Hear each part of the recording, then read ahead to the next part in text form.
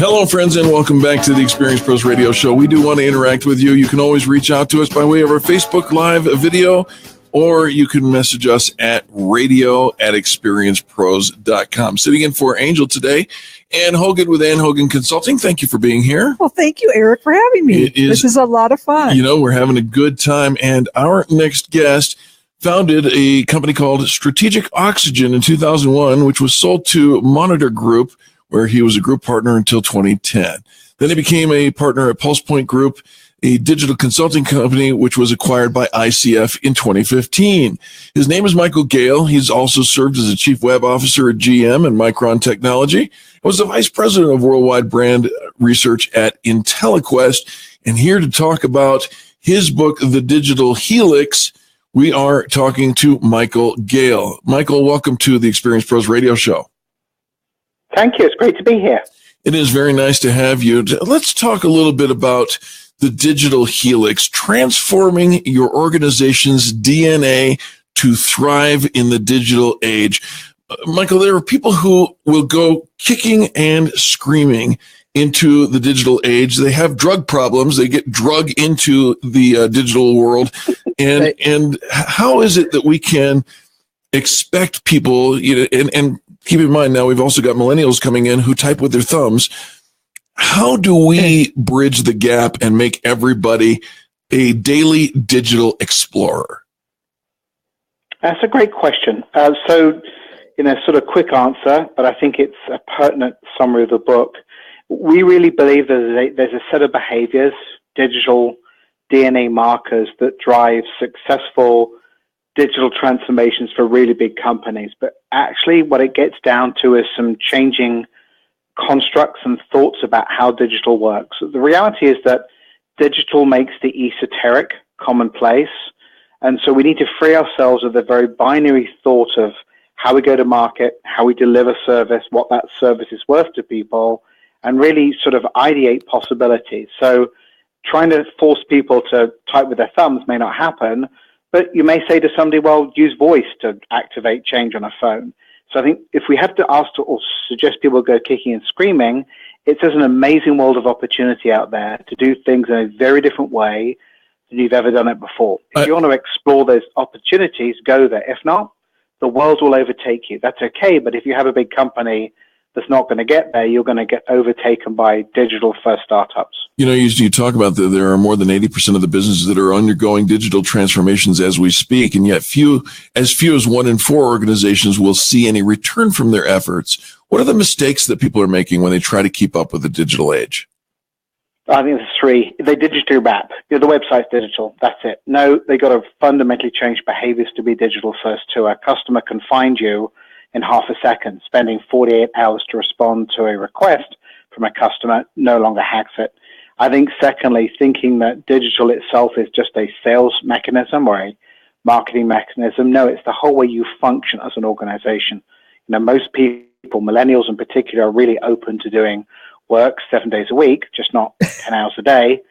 You've got to realize that the whole working world is going to shift with it. So don't wrap on the outside, respond in real time, and, work in the digital first way. You'll overcome a lot of these challenges. Those are just tough barriers to overcome because we've spent centuries thinking 9 to 5, centuries thinking that, 24 hours response is fine. And we spent centuries not really building businesses around customers, but hoping customers come to us. So, Michael, this is Ann, and I am just asking about what steps do you see if someone wants to enter that digital age and they do have the website, they might respond within 24 hours. What kind of is their next steps to take? Yeah, I think the first thing you've got to look at your business and say, are we trying to wrap it digitally? I've got a site, but I still function in a binary way. Okay. The book talks about, 7 drivers of change in your industry. And the reality, you've got to think about how do we think about those drivers and how do they affect the way that we do business.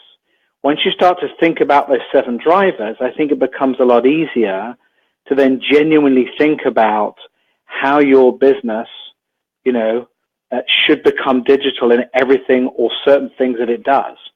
And understanding those drivers is a big deal because, some of them may be good for you. some of them actually may be like not at all relevant for you, and you go, I don't really care, I could do something else. So you've got to do the assessment work of, those drivers to really get what it takes to be successful. Our guest is Michael Gale, and together with he and Chris Ahrens, they wrote the book, The Digital Helix, Transforming Your Organization's DNA to Thrive in the Digital Age, covering the 7 areas that are critical to leading a truly successful business in today's digital age. Michael, when we talk about the digital age, it seems to be an area of opportunity for innovation. And I'm thinking that things are happening so quickly that one innovation is almost stepped on by the next one. How do you counsel people to look for opportunities to innovate in their work area? So I think it comes back to these 7 drivers, because otherwise you're going to spend your whole life just chasing technology.